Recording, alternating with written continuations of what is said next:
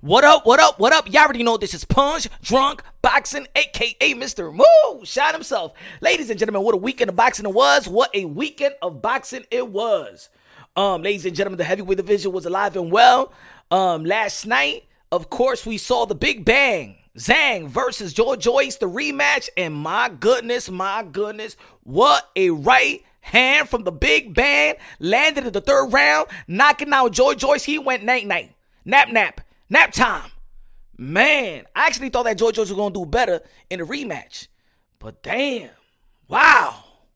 But we're going to be talking about more about that. Also, we got Benn. Benn, son of a legend. Y'all already know. Nigel Benn, the Dark Destroyer. Benn, of course, he been going through controversy out there in the UK because of positive tests, but it's glad to see him back in the ring. He's one of the phenom in the welterweight division, but now campaigning in the 154-pound division, and in which I believe in 2024, I think it's going to be one of the most stacked divisions in the sport of boxing.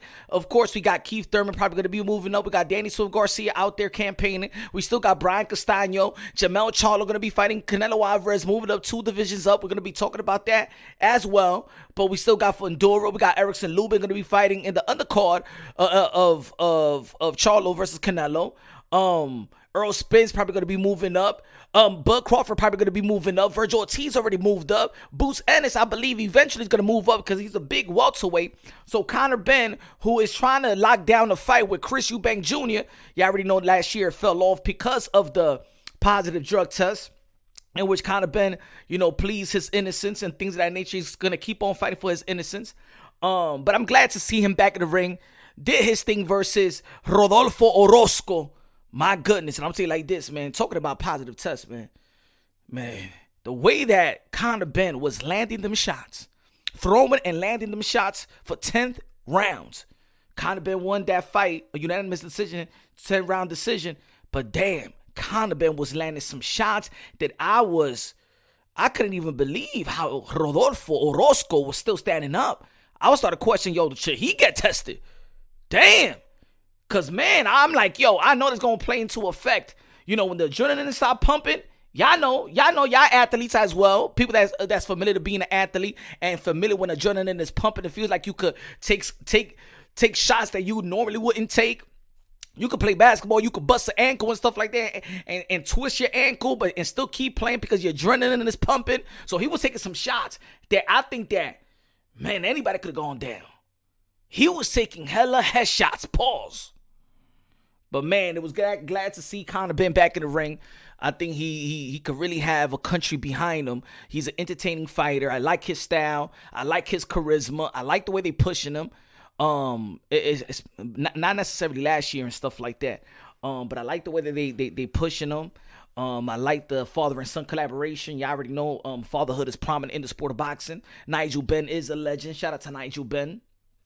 Also going to be talking about Richardson Hitchins in 140 pounds, one of the phenom in 140 pounds, fighting Jose Zepeda, beating Jose Zepeda. Shout out performance by Richardson Hitchins. And people kind of mad with your boy Punch Drunk Boxing. Well, there's a lot of people that understand what I'm trying to say. But man, Richardson Hitchins, yes, it was a shutout performance, but damn Lord, it was hard to stay up. That was one hell of a boring outing by Richardson Hitchins, New York native. Y'all know I'm from New York City, so it's not easy for me to diss. I'm not even gonna say this because look, if it's boring to me, it's boring to me. Damn it, I'm the paying customer. All right, that was boring, bro. It was good as a boxer, right? But damn, it was boring for TV. Oh no, that should not be allowed on TV, ladies and gentlemen. I'm gonna keep it consistent. I did a video a couple of years ago about Rigging Down, and I said this man should be banned from television. He should not be allowed, blah, blah, blah. It is what it is. I keep it consistent. I said Devin Haney also was boring. He got to step it up. That fight with George Kambosos, Devin Haney, that was one of the most boringest fights I ever seen. But he tried to turn it up in the second fight. He did pretty good. Versus Loma. He stood his ground. But I never thought that I was going to see a more boring fighter than Devin Haney. But I did. Richardson Hitchins is one of the most boringest fighters I've ever seen. I don't know who wins. But as of right now, I was so actually disappointed Look, you beat a good, respectable ex-world champion in Jose Zepeda. I get it. I'm going to say it like this, folks, and I'm going to say it again because I keep on saying it, because people like to use the scapegoat of the sweet science, hit and not get hit. Every time we're talking about somebody's boring or they're not entertaining, somebody's going to throw this. Well, boxing is all about hit and not get hit. It's the sweet science. I said this before and I'm going to say it again. The sweet science was never meant to be boring. It was always meant to be exciting. If the sweet science was always boring, if that's what it is, hit and not get hit, it's supposed to be boring because that's what people like to bring it up. You know what I'm saying? Then boxing would have never been a lucrative sport like it is today. Boxing was good. Boxing would have never been the number one sport in America back in the days. The second best sport in Mexico. The second best sport in the UK. Shout out to soccer, football. If the sweet science was meant to be boring, then boxing would have never lasted. You feel me?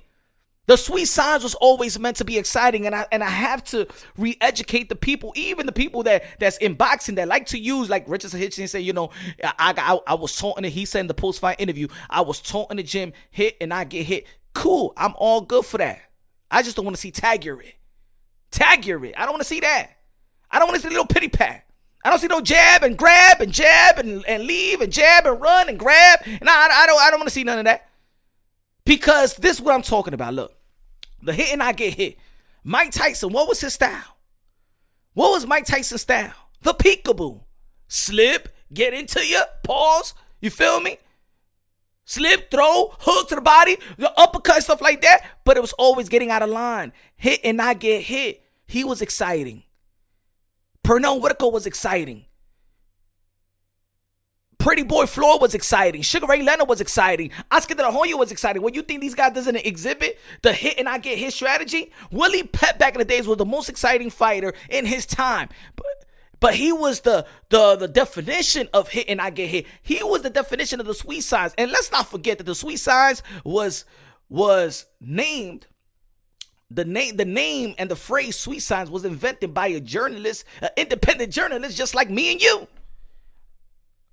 You know, sometimes boxers be like, yeah, I don't know nothing about boxing. Well, it was a journalist that called it the sweet science. It was no boxer in the gym. Go look it up. It was a journalist that called it the sweet science. It wasn't a boxer.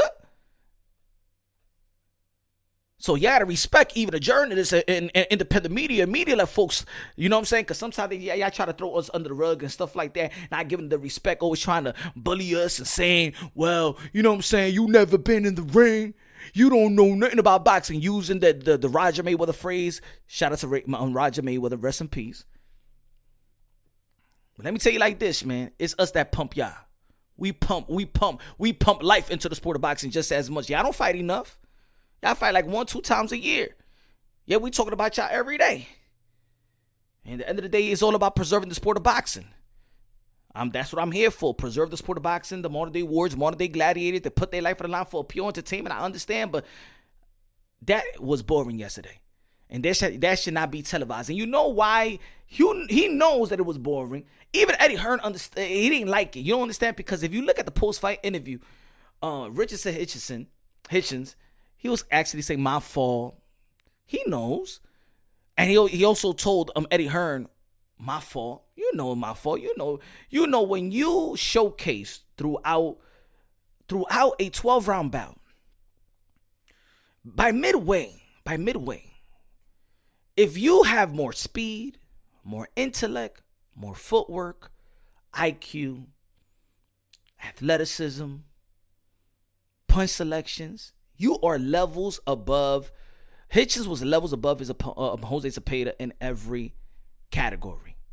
So midway, you got to turn it up somewhere. You just can't be coasting and stuff like that. Because now people this is what it is about fans. And I think that even boxers, I think they don't understand, in my opinion. See, let me speak for a fan, right? As a fan. And there's some boxers that are fans of the sport as well. But let me speak. Fans understand when you're going all out. Fans understand when you leaving everything in the ring. Fans, in the end of the day, whether win or lose, if they identify that you gave it your all and you left it all out there, you become a fan-friendly fighter. Fans will like you. It don't matter if you win or lose. This is the reason why Pitbull Cruz, his stock went up, even losing to Gervonta Tank Davis, because the fans identified that he was trying to win. He was leaving it on the line. He was in pursuit of trying to beat Gervonta Tank Davis from round 1 to round 12. And even that he lost, the fans identified that he did not cheat them out their money. Richardson and Hitchins cheated his fans. You know why? Because when you hear nothing, you could drop a dime and you hear it. And the fans in Orlando was all quiet and shut. And they start booing. Oh, yeah, you pitching a shutout. In your mind, oh, yeah, like, it's hit and I get hit. Oh, yeah, he's pitching a shutout. Why the people are booing? Roy Jones Jr. in his heyday, there was a fight where there was a round he never got hit, and Copy Box record never got hit. But he was very offensively sound, just like Mike Tyson and just like other people I named. Floyd Mayweather. All these guys was defensively responsible. They was all defensively responsible. Even Canelo Alvarez don't get hit with shots. What they say about Canelo Alvarez, damn, he got good upper body movement. That doesn't mean, again, the sweet science is not meant to be boring. The sweet science was always exciting. Always exciting. Always exciting. But hopefully, just like Shakur Stevenson before the hearing fight, and if y'all follow the channel, the YouTube channel Punch Drunk Boxing, y'all understand what I've been doing videos about it. And I even asked Shakur Stevenson when I did interview him before he had a fight with Yoshino out there in Newark, New Jersey. You know, before this hearing fight, he took it to social media and apologized because of his performance, quite like the one that Hitchins had. You know what I'm saying? A shutout performance, but we identified that you was way better. You were levels above this guy. This guy's not even supposed to be in the ring more than 6 rounds with you. And when the fans see that you coasting, but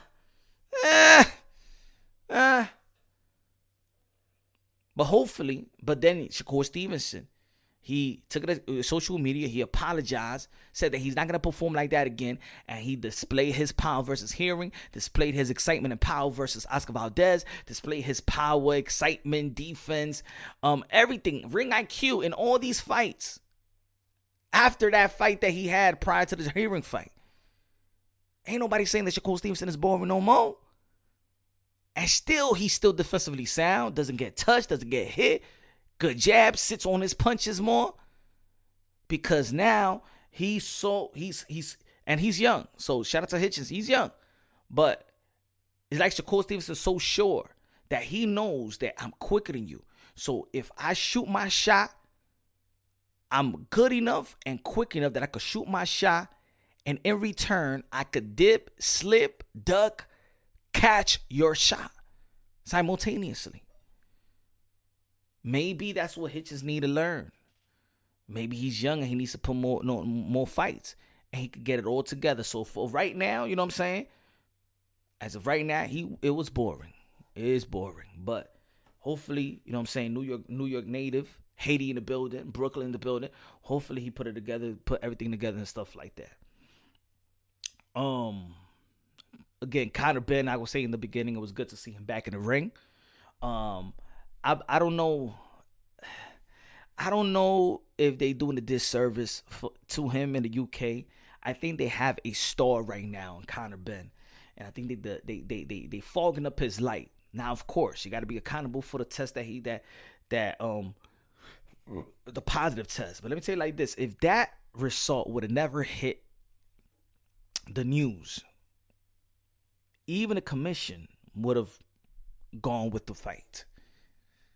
See, the commission now is acting all big bad wolf and trying to be the monitor and stuff like that, trying to have some morals and principles. But you was going to let that fight with Chris Eubank Jr. with the positive test. And all the promoters.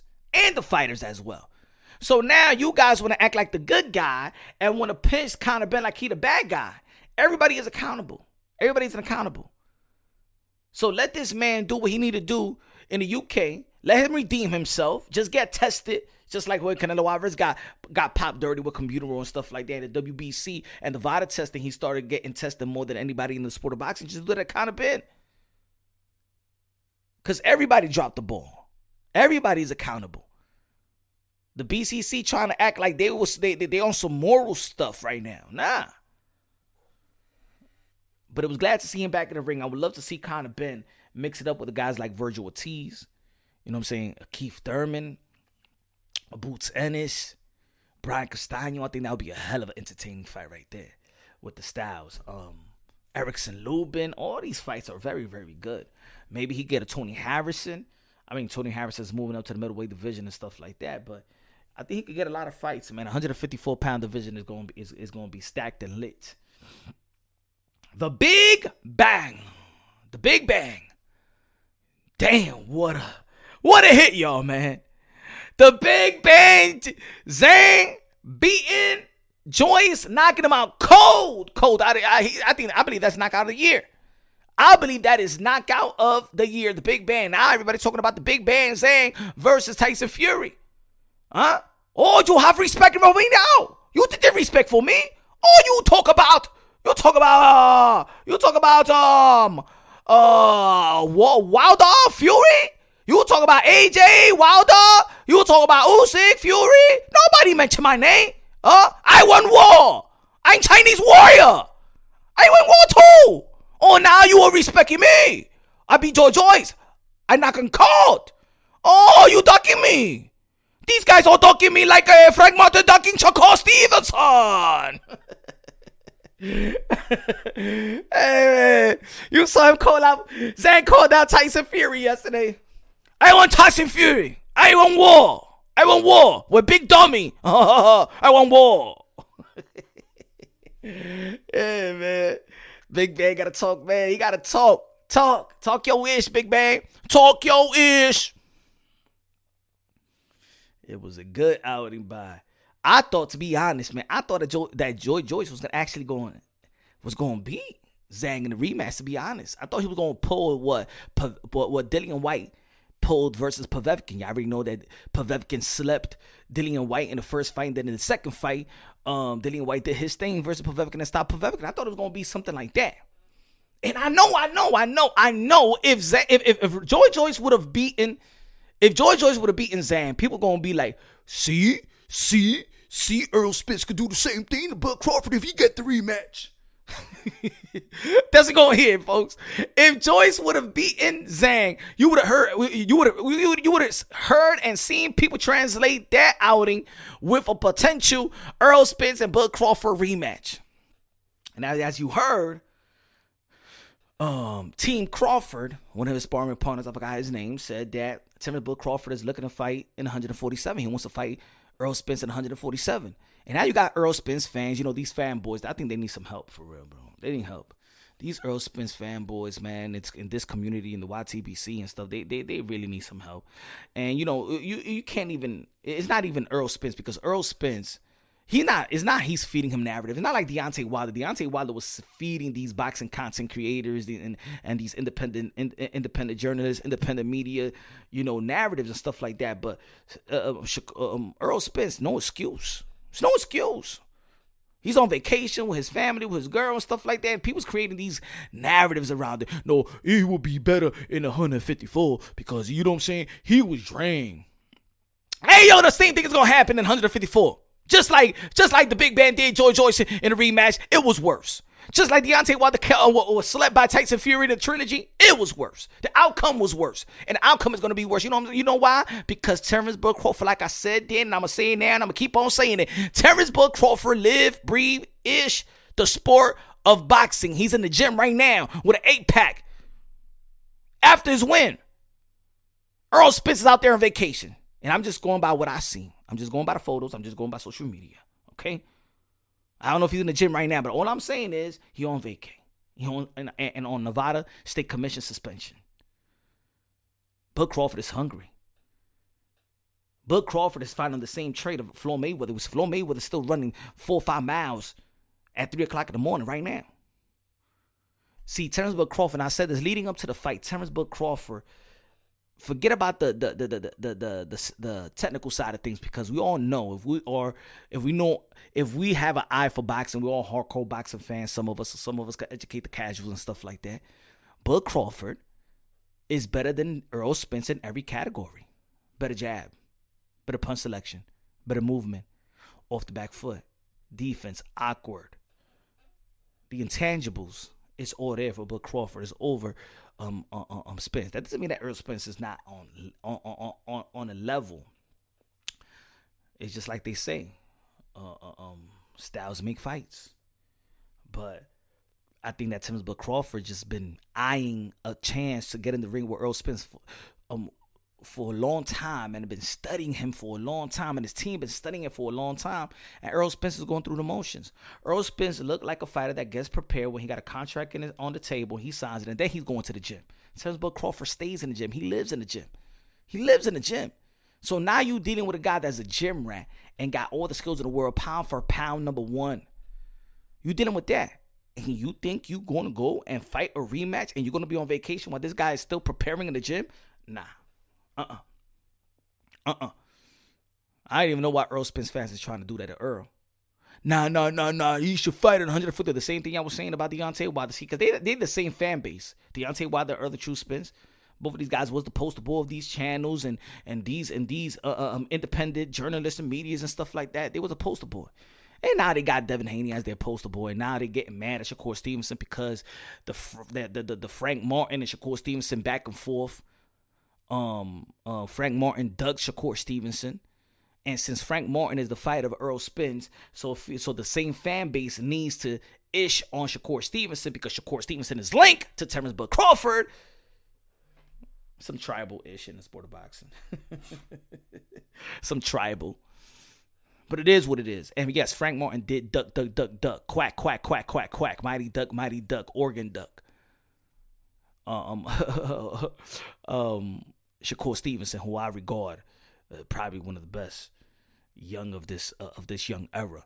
I believe it's three of them that's leading the way in my opinion. Teofimo Lopez, Shakur Stevenson, Bam Rodriguez. Bam Rodriguez going to be fighting Sonny Edwards. That's going to be a good fight. But before we get to that, about this rematch with Bud Crawford and Errol Spence, I'm gonna say it again. I believe that Errol Spence should get his get back. Yet, listen to me, folks. I don't think it deserves an immediate rematch. There's rematch in the history of the sport of boxing. It doesn't need to be immediate. I don't believe it's smart to have this as an immediate rematch. If you really care about your boxer, if you really care about the longevity of this fighter, if you really care about his health, strategically, you let him take a tune-up. I think people are going to watch Errol Spence no matter what. People, even the past greats, the most respected fighters, the most respected legendary fighters took their in-between fights. You don't need an immediate rematch. Now, in the sport of boxing, it does happen a lot, but it also doesn't happen when you need an immediate rematch.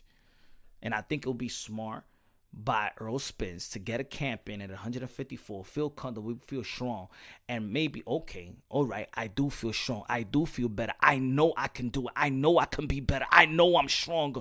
You know what I'm saying? It's no rush. Or, I also believe that Errol Spence, to be honest, I think he's looking for a way out anyway. Cash out. I don't think he wants to stay pro as long. You know what I'm saying? The car accident, the beating he took from Bud Crawford. I don't think he loves the game like that. And you could you could hear it. You know what I'm saying? You could hear it. Back in the days it was strap season, man down. Now it's money. And I knew it. After the weigh-in, when Terrence Bud Crawford said we're gonna make history, and Errol Spence said, and we're gonna make money. See, Terrence Bud Crawford was about the history. Errol Spence was all about the money. All about the money. What happened? Even his morals changed. He don't want to fight Keith von Tom Thurman because when I called out Keith von Tom Thurman, he never gave me a chance. Well, Terrence Bud Crawford almost didn't give you that opportunity for you to become undisputed because he pulled out of last year's fight. And as a matter of fact, that hindered you because now you sat for 17 months. You stood on the couch. That hindered you. Him pulling out last year hindered you. But you still give him an opportunity. You even gave him a coin flip. Ladies and gentlemen, tell us about Crawford hustled the ish out of Errol Spence. Oh, yeah, Errol Spence, man. Hey, yo, Bud Crawford played Errol Spence like a sucker. Yeah. Should have stayed in New York, man. I don't know how the hustlers out there in Dallas, but I'm gonna say it like this, man. We know we're fast out here in New York City. He pulled the fast one on Errol Spence, man. Que pendejo. But again, I think if you want your opportunity, if you want the get back, if Errol Spence wants to get back, then you know what? Fight Bud Crawford at 147 because you lost your belts. What happened to strap season? What happened to knocking on the doors, making all them t-shirts, you knocking on each door and stuff like that, getting the belts? Well, you got to keep on knocking on the door because the dude, that neighbor, he took your belts. Now you got to knock on that door. How about go through the door? Because now if you want to fight Bud Crawford at 154, you still want your get back. What's your get back without the straps? You want your straps. You want the opportunity to become undisputed. What happened to all them goals? And if he's not on that type of time, then it feels like Earl the True Spence just want the money. Because he knows that the Bud Crawford fight is probably going to be, right now, it's his money fight. Right now, it's his money fight. If he takes Summers Bud Crawford right now, he's just all about the money. It's not about the glory. It is what it is. It's prize fighting. But of course, a guy that Bud Crawford is calling, Jermell Charlo, the undisputed 154-pound king, lineal, Iron Man, going to be fighting Canelo Alvarez, jumping 2 weight classes. Now, we all know we've been bringing this fight down, but I got something for y'all. I got something for y'all, folks. Yeah, I got Jermell Charlo beating Canelo Alvarez. Oh, yeah, Oh, yeah. I'm saying it loud. I'm going to say it clear. Now, this is my prediction. Y'all know, if y'all been following the channel, y'all follow the podcast, y'all know that I'm a fan of both of these fighters. I've had them in pound for pound, especially Canelo Alvarez, but I've been having Jermell Charlo on pound for pound, top 7, top 6, top 5 for the past several years. Always thought highly of Jermell Charlo, the Iron Man. And now Jermell Charlo's daring to be great, just like Canelo Alvarez dared to be great when he moved to the 160 and fought Sergey Kovalev at 175. He dared to be great and then beat Sergey Kovalev. So I don't want you to tell me that it can't happen. It could happen. And he beat the Crusher. He be a power puncher. And I'm telling you like this, Jermell Charlo, he looking better. Especially with the addition of Joan Guzman, el Dominicano, el Matatán, el Platanero, el Manguco, el Tres Golpe. Has given or has added more wrinkles to Jermell Charlo's game. The back, power off the back foot, movement, elusiveness. I like it. Just like Joan Guzman, arguably the best Dominican fighter that ever lived. I could see it. I could see the difference in Jermell Charlo. And as a fighter at this stage of his career, in my opinion, is still growing as a fighter. He's another fighter that stays in the gym. He built a gym. He stays in the gym. He built a gym. See, he got the same type of mentality that even Terrence Bud Crawford had. People used to talk about this fight even when they was going back and forth several months ago, right? Even before the Errol Spence and Bud Crawford fight. I always said that Jermell Charlo will beat Bud Crawford. But I understand a lot of people on the clouds right now because of Bud Crawford's performance versus Errol Spence beating from pillar to post. I think that a lot of people sees Bud Crawford. Oh my God, they look at him like he's the second coming of Jesus Christ right now. Let me get his props. People are actually saying that he can move up 3 weight classes and beat Canelo Alvarez. Let's see this fight. September 30th, Canelo Alvarez, the 4th Division World Champion, super middleweight undisputed. King Nelo, a.k.a. Cartelo, a.k.a. Cash Nelo, a.k.a. Payday, a.k.a. Get the out of here, man. Canelo Alvarez. Jermell Charlo, I got him beating Canelo Alvarez in a close fight. And I'm going to tell you like this, folks. It's not that I lost faith in Canelo Alvarez's skills and talent. It's not that I lost faith in his chin. It's not that I lost faith in his determination, his testicular fortitude, and mental fortitude. I lost faith in his stamina. Is that fair to say? Is that fair to say that Canelo Alvarez having feel and look the same? When he fought Bivol, he was tired. He's the smaller guy. Bivol threw more punches. He's the bigger guy. was supposed to be the other way around. The championship rounds between Triple G, the old man, a 40-year-old old man that really can't move. He's really very one-dimensional at this point. One-dimensional at this point. Triple G, he won the championship rounds in the trilogy. Got tired. Triple G ain't even moving. Why you getting tired like this? And then John Ryder, a.k.a. El Pelagato, John Ryder. John Ryder ain't even supposed to be in the level of Canelo Alvarez. Matter of fact, let me keep it real. Let's keep it real. John Ryder ain't even supposed to be in the ring with the band. And he couldn't get him out of there. And he hit him with everything in the kitchen sink. And you saw he was gassed. Now, people go say that, when he was suffering from injuries. And, of course, this is a taxing sport. We can't take that. You know what I'm saying? We can't take that. I know a lot of people don't want to hear excuses. But, look, we got if we're gonna respect these fighters, we're going to respect these athletes and stuff like that. You got to respect them on what they have to go through to prepare for what we about to see a fight. You know what I'm saying? We're not in the gym. There's a lot of wear and tear that goes inside that gym. And there's a lot of pressure for fighters to actually perform on fight night. This ain't basketball where, in the last minute, a player could be like, you know what? Get a rest day. I play tomorrow. I play the next game. And there's another game the next couple of days. In boxing, it's very, very hard to just put up an event. Remember, these fighters fight 2 times a year. If he don't fight now, he might fight 1 time a year. You understand? It's a different type of pressure. That's why a lot of these fighters do fight with injuries. If they have a surgery, they don't know if they're going to be the same. You know what I'm saying? Because when you have surgery, you're really not really the same. Sometimes you're better than ever, but really not the same. They cut you open, right? So there's a lot of fighters out there that fight with messed up hands, shoulder, knees, and stuff like that. So you got to give the fighter, especially at the caliber of Canelo Alvarez, the benefit of the doubt. But we also know that he's been professional for 15 years. Not for 15 years, ever since he was 15. There's a lot of wear and tear. Think about it. He got 50-plus fights. There's a lot of sparring. There's a lot of running. There's a lot of beating. There's a lot of head traumas. There's a lot of concussions. Because I take the word of Keith one time Thurman. He says that every blow to the head is a minor concussion. I believe so. But and this is what I'm saying. I believe that Canelo Alvarez is going to have a lot of success as well. I believe that Jermell Charlo, if he come out strong and throw more punches, that's one thing about Jermell Charlo that I feel like he should always have in mind. You got to throw more punches. If you don't throw more punches, you want to go tit for tat with Canelo Alvarez, it's not going to work. You got to overwhelm Canelo Alvarez. Because when you overwhelm Canelo Alvarez with some combinations, that's when Canelo Alvarez just put his muffins up and stuff like that. It's not ready to counter. Only when you throw some 1 or 2 shots and stuff like that, it's easy for him to counter, slip, dip, duck, whatever, and counter you and stuff like that. But when you throw some combination of punches, straight punches and stuff like that, and also go to the body, you know that Canelo Alvarez have a chin. Why not go to the body? His chin is tested from the 100 to the welterweight to the 175 by punches.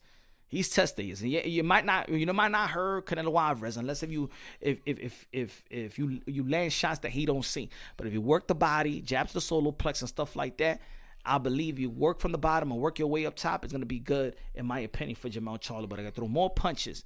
Also, if stamina is the issue, and this is what I'm saying, folks, I believe that Jermell Charlo is gonna take the first several rounds. I believe that Canelo Alvarez is going to come and start getting comfortable in the middle rounds. If it goes to the championship rounds, and listen to me, folks, if Canelo Alvarez stamina is not up to par, Jermell Charlo, the Iron Man, is going to drown Canelo Alvarez. Listen what I'm saying. If Canelo Alvarez stamina is not up to par, now if his stamina, look, he's running right now. I seen all axes. He's running in the hills. He's running. He's doing what I've been wanting him to do. because I know he stopped that training regimen and running and stuff. I even question like, yo, I don't know. I think that him and Eddie Reynoso have plateaued. And I say, you know what? They got to bring somebody new, a strength and conditioning coach. He got to run. He got to do road work. You got to do road work. Floyd Mayweather still doing road work. Bernal Hopkins still do road work. You got to do the road work. I understand that these new strength and conditioning coaches telling these fighters that, no, you're not supposed to run. That's a waste of time. Don't break. What's the saying? Don't fix was not broken. Don't break was not fixed. Something like that. You understand what I'm trying to say? Shit. English is my second language.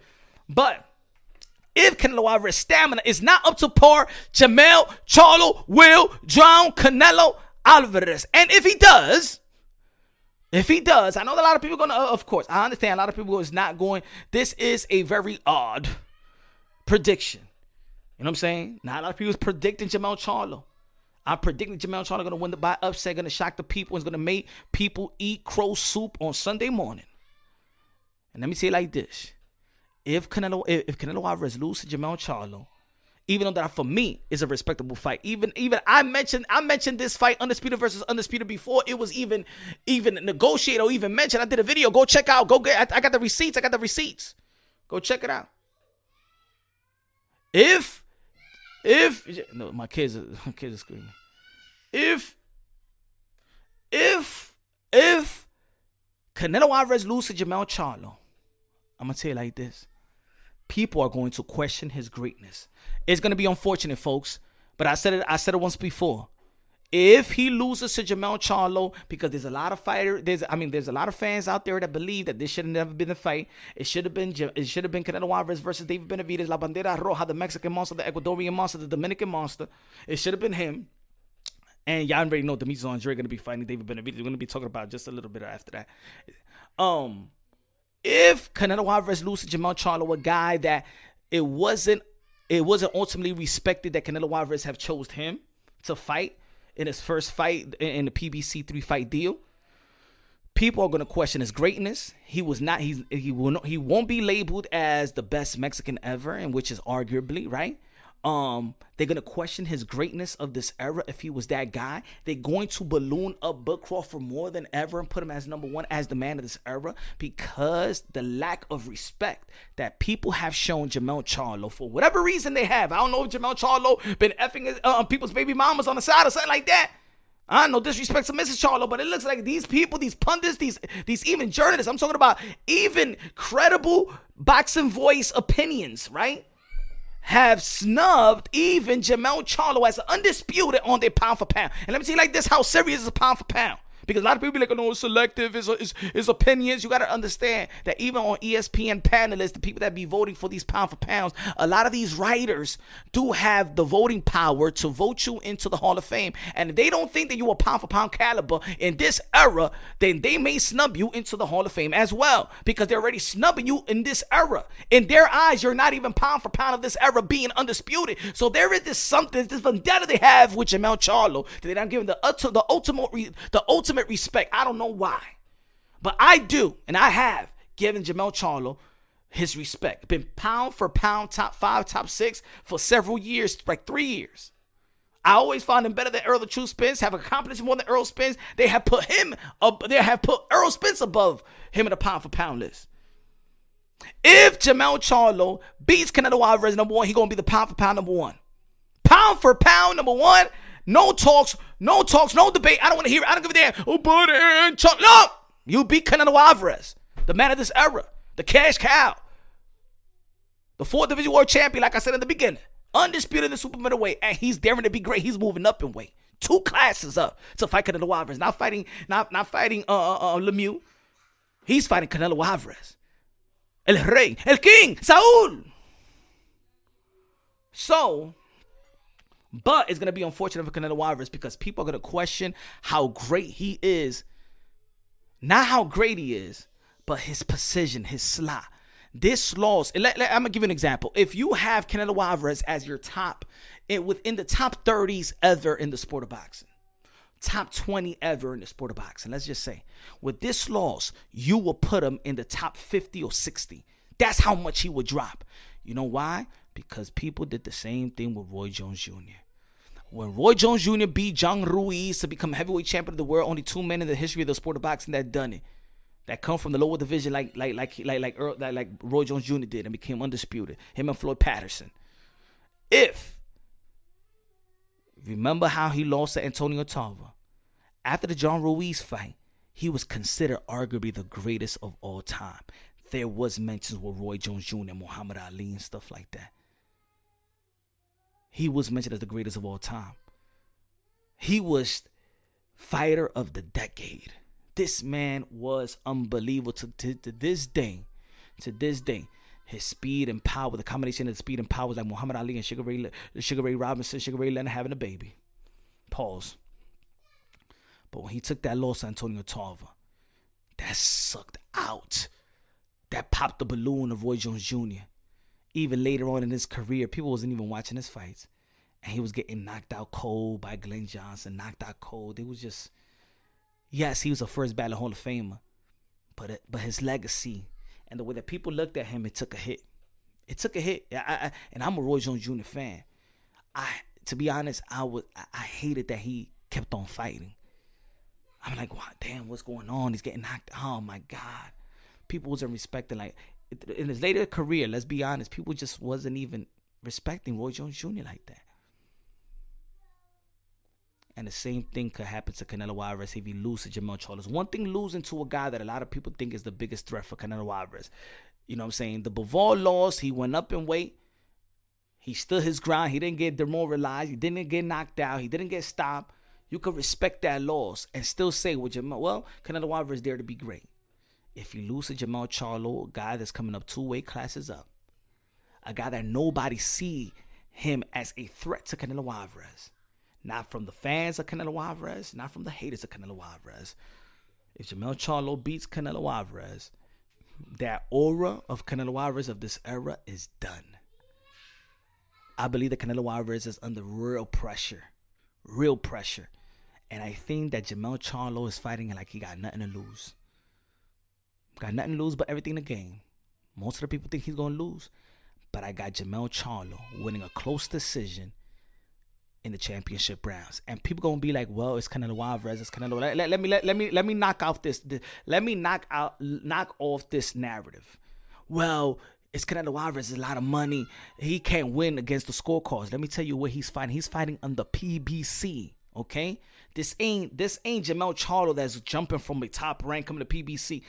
Jermell Charlo is high invested fighter of PBC. Don't think that they just gonna rob. And this is the narrative talk. Don't think that they just gonna rob Jermell Charlo. Don't think so. Don't think so. I know that May 4th, I know they got that fight reserved. Canelo Alvarez versus David Benavidez. And David Benavidez could beat a undefeated fighter and the most ducked fighter, the most avoided fighter in the history of the most. Let me retract. The most avoided fighter by champions in the history of the sport of boxing, Demetrius Bouandre. Oh yes, I said it. If y'all want to say this era, I say this era. He's the most avoided fighter by champions. Listen, the most avoided. Don't bring me no. I'm not talking about no mandatory. Don't bring me no damn Jennebeck. Don't bring me no damn Zach Parker. Don't bring me none of that Lara. Don't bring me the time when he didn't fight Jermell Charlo. Jermell Charlo was not a champion. I'm talking about he's the most avoided fighter by champions. Jermell Charlo in the middleweight division, Triple G. Canelo Alvarez to become undisputed in 168-pound division. And now the narrative is that the two guys that Canelo Alvarez have avoided is going to go up against each other. Demetrius Andre versus David Benavidez. The Boogeyman versus the Monster. Can't wait to see that fight. Is going to be happening November 24th, Thanksgiving. But concluding with the Jermell Charlo and Canelo Alvarez. Again, if Canelo Alvarez stamina is not up to par, Jermell Charlo is going to pick him apart and going to win a close decision. And it might be a rematch. And then who knows? But I got Jermell Charlo upsetting Canelo Alvarez. Now, David Benavidez and Demise Andre, Demise Andre is going to be overlooked as well. But he got a lot to prove. A lot to prove. Demise Andre, in the industry of the sport of boxing and by his contemporaries, was the most respected fighter by his contemporaries. Everybody knows Demise Andre in the industry. They know the threat that he possessed, 6'1", southpaw, or unorthodox, awkward, unpredictable, could switch, throwing punches from different angles, weird combinations and stuff like that. Great jab, never in line, always offline. Could slug you out, then outbox you. Barely touched. Very tough fight for David Benavidez, a young David Benavidez. Not young, not so young. And a lot of people want to compare Demise Andre to Caleb Plant because of quote-unquote movement. No, way different type of fighters. Caleb Plant is actually predictable. Caleb Plant don't got these, it's not awkward. He just know how to use his foot. Know how to throw a jab. Know how to throw 2-3 punch combination, but nothing like a Demise Andre. Totally different type of fighter. And I believe that Demise Andre's skills, intangibles, is levels above Caleb Plant. So I think it's going to be a tough fight. David Benavidez, for his height, throws a lot of punches. I don't know how long David Benavidez is going to be healthy to be in a 168-pound division. Demise Andre just moving up from 168. He did have a fight with Damon Nicholson, dropped him several times and stuff like that throughout the fight. Won 10 rounds with him, but pitched a shutout. Hurt him. It's going to be a tough fight.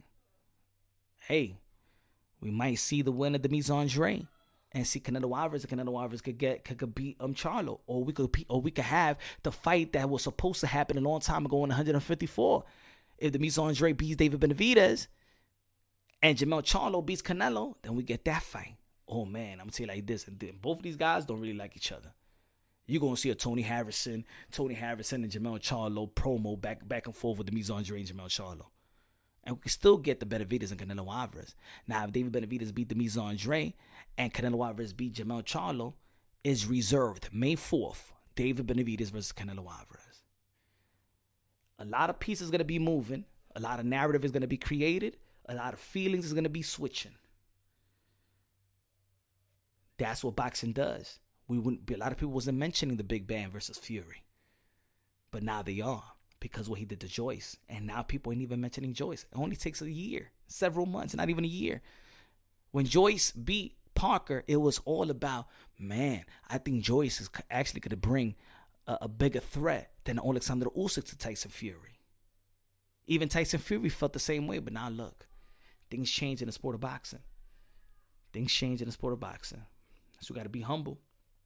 Take your wins like you take your losses. But anyway, man. Let me know what y'all think. It was good rocking for the people on the road right now. For the people that are just training or stuff, just listening to the podcast. I'm gonna keep on dropping these exclusive episodes and stuff like that. That's actually a little bit different from the lives and the YouTube. Probably gonna put also the YouTube lives into these podcasts as well, just in case if you can't catch it, or you're not the YouTube type, but the Spotify type, the Google, the Google Play type, and iHeartRadio, whatever y'all want to call it, stuff like that, where you could get, or Apple Podcasts. Let me know what y'all think, man. Subscribe to the channel. Please share this episode. Share the podcast. Let's keep the movement. Y'all already know this. God first, everything second. Fight Plus Survive Eagle Shoot Champions. Go to the store on my YouTube channel. You could buy the gear. You could buy the clothing out there, man. Support the channel any way you can. Smash the like button.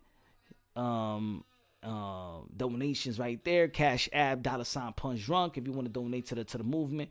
So y'all already know, man. Love y'all. Have a great day. Love y'all. God bless. And on to the next.